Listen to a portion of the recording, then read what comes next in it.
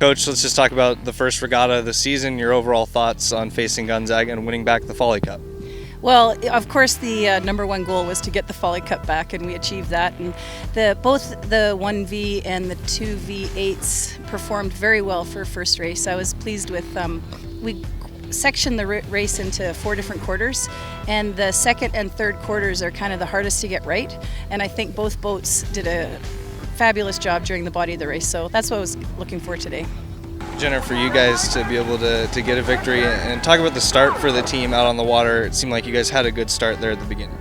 Yeah, it was a really great start. We had a lot of fun. We just wanted to shoot out the gate really fast and hold that lead through the middle 1,000, and the middle 1,000 today was really, really, really good, so it was a lot of fun.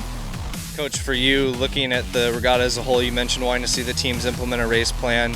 How did you feel that each of the crews did today in their races with the race plans, and where do you see room for improvement heading into the next week?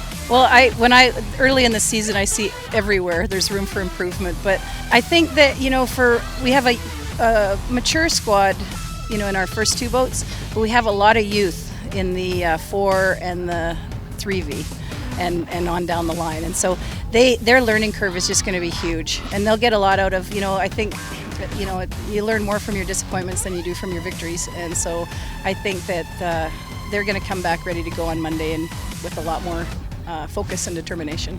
How did you feel about your young rowers, some of them making their first rows of the season in the regatta here today? Yeah, I actually saw a lot of kids that I haven't been able to watch that closely because I'm always with the first 2 boats, and so I think that there's some good talent, and there's going to be some kids that come along as the season progresses and get into different places. And Jenna, the conditions today not obviously the easiest. They were a little better even when we finished racing. Can you talk to people about what those conditions are like, the things that the crew is working on in those choppy conditions?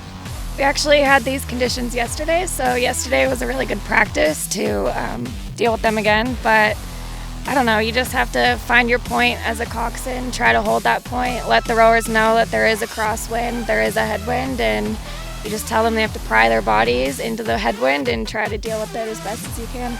And for both of you, what can you say to the Cougar fans who came out today? I know, Coach, you mentioned that you guys are down here alone a lot of the time, so it's kind of nice to see some other faces. It was great, and it's actually really unique as we get closer, as we race to the breakwater. You can actually hear the crowd cheering, and I think it does provide a big motivation. Plus, marketing came down and handed out all those flags, so it's fun to see all the flags on the breakwater. Jen? Yeah, I always tell the girls, okay, we're approaching the breakwater, all of them on the breakwater, they're cheering for you, so let's show them what we've got. Well, thank you guys, and good luck next week in San Diego. Okay, thank you very much. Go Cougs. Go Cougs.